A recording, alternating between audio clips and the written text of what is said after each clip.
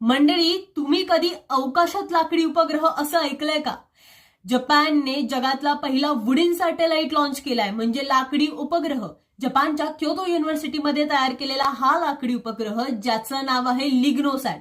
जपानी शास्त्रज्ञांच्या मतानुसार लाकूड हे बायोडिग्रेडेबल असल्यामुळे पर्यावरणाला पूरक आहे. आतापर्यंत मेटलने तयार केलेले सॅटेलाइट्स अवकाशामध्ये गेल्यानंतर पृथ्वीभोवती तयार करतात स्पेस गार्बेज.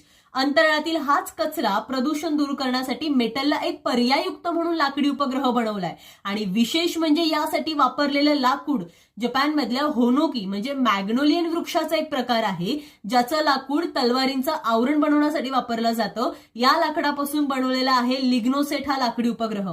तळहाताच्या साईज एवढा असलेला हा लिग्नोसॅट कुठलाही स्क्रू किंवा ग्लू न वापरता बनवलेला आहे, अगदी पारंपरिक हस्तकला वापरून.